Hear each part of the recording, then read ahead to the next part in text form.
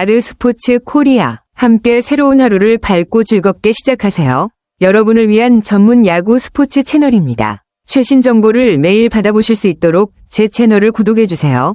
황동화 선수의 교통사고 소식이 정말 충격적이네요. 특히 기아 타이거즈의 감독인 이범호 감독이 황당한 심정을 감추지 못했다고 하니 그만큼 상황이 많이 심각하고 충격적이었다는 걸 알 수 있습니다. 교통사고로 부상을 입고 6주간 보조기 착용과 안정이 필요하다는 소견을 받았다는 소식도 안타깝네요. 황동화 선수는 이 사고로 인해 빠르게 회복할 수 있기를 바라는 마음이 큽니다. 타팀과의 경기 준비나 훈련에도 영향을 미칠 수 있는 만큼 팀 내에서는 큰 걱정이겠어요. 혹시 이 사고 이후에 구단이나 다른 선수들의 반응은 어땠나요? 이범호 감독의 말처럼 황동화 선수의 사고는 정말 안타깝고 어쩔 수 없는 상황인 것 같네요. 횡단보도를 건너다가 신호를 무시한 차에 치였다니 사고를 당한 황동화 선수의 입장에서 정말 불운한 일이었을 겁니다. 특히 중요한 5선발 투수가 부상을 당하면서 팀에 미치는 영향이 클 수밖에 없겠죠. 이 시점에서 기아 타이거즈에게는 큰 고민이 될 수밖에 없을 것 같아요. 황동화 선수는 최근 잘 던지고 있었고 중요한 역할을 맡고 있었기 때문에 그의 공백을 어떻게 메울지가 중요한 문제일 텐데요. 구단이나 감독이 얼마나 빠르게 대체 투수를 찾아야 할지 그런 부분도 신경을 써야 할 시점일 것 같습니다. 이 사고로 팀 분위기나 경기 준비에는 어떤 변화가 있을까요? 황동화 선수가 사고 당시 정말 큰 위험에 처한 상황이었네요. 식사 후 숙소로 돌아가던 중에 우회전 차량에 치여 공중으로 날아올라 떨어졌다고 하니 정말 아찔한 사고였습니다. 다행히 팔은 다치지 않았다고 하니 큰 부상으로 이어지지 않아 그나마 불행 중 다행이라 할 수 있겠죠. 팔이 다쳤다면 더 심각한 상황이었을 테니 사고 후 부상 부위가 최소화된 점은 정말 천만다행입니다.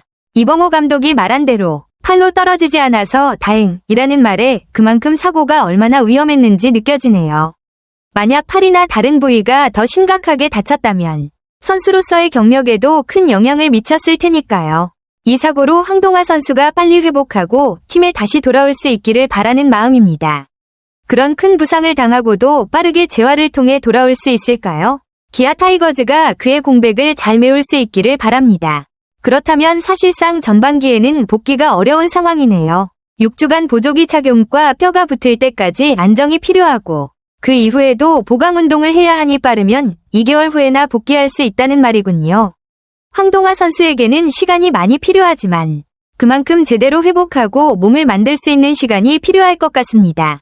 후반기 복귀를 염두에 두고 준비해야 한다는 얘기는 팀도 그에 맞춰서 대체 투수나 로테이션에 대한 전략을 세워야 한다는 의미겠죠. 중요한 선수가 빠져나가면서 구단이나 감독의 부담이 클 텐데 어떻게든 황동화 선수가 완벽하게 회복할 수 있도록 환경을 마련하는 게 우선일 것 같습니다. 후반기에 돌아올 때 황동화 선수가 좋은 모습으로 복귀해 팀에 다시 큰 힘이 되어줄 수 있기를 진심으로 바랍니다. 이런 상황에서 팀 분위기는 어떻게 관리될까요?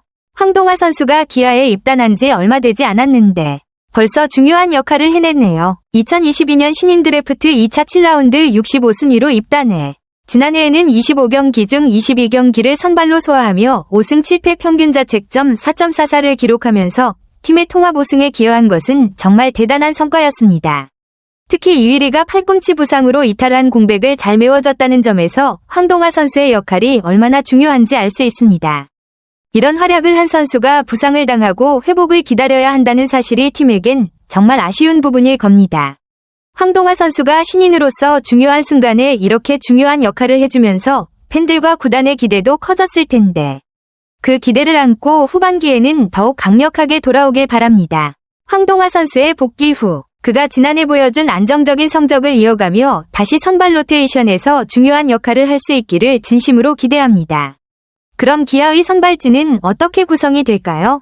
황동화 선수가 올 시즌에는 5선발 경쟁에서 밀려 불펜으로 시작한 후 윤영철이 선발진에서 빠지면서 4월 말에 임시 선발 기회를 다시 받았다는 사실도 흥미롭네요. 특히 7일 고척 키움전에서 보여준 5이닝 2피안타 4탈 3진 1실점 호투는 정말 인상 깊습니다. 이런 모습은 그가 불펜 투수로서도 선발 투수로서도 훌륭한 능력을 가진 선수임을 증명해주죠. 현재까지 올 시즌 13경기에서 1승 2패 평균 자책점 5.51을 기록하고 있지만 사실 한 시즌을 통틀어 보면 안정적인 선발 투수로 자리 잡을 가능성이 충분히 있다는 걸 보여줍니다. 특히 고척 키움전에서의 호투처럼 중요한 순간에 투구를 잘 해낸 경험이 팀에 큰 도움이 될 수 있을 것 같습니다. 황동하 선수가 부상 전까지 이어온 성적과 호투가 후반기에 더욱 빛을 발할 가능성도 있어 보이네요. 만약 그가 후반기에 복귀하면 기아의 선발 로테이션에 큰 도움이 될 수 있을 거예요. 그런데 부상 이후 복귀까지 시간이 걸리겠지만 그때까지 팀의 선발진은 어떤 방식으로 운영될까요? 황동하 선수의 부상으로 빠진 선발 자리를 윤영철 선수가 채운다는 결정이군요. 이범호 감독의 말처럼 윤영철 선수는 이미 준비를 잘 해왔고 심리적으로도 이제는 더 안정된 상태에서 선발 자리를 맡을 수 있을 것 같다고 보는 것 같습니다. 예전에 선발 자리에 대한 부담이나 걱정이 있었을 수도 있지만 이제는 충분한 시간을 거쳐 자신감을 얻고 더 강한 모습으로 돌아올 수 있을 거라는 믿음이 느껴집니다. 윤영철 선수의 복귀가 중요한 시점에 이루어지는데 감독의 신뢰와 함께 그가 어떻게 선발로서 안정감을 찾고 좋은 성적을 이어갈 수 있을지 정말 궁금하네요.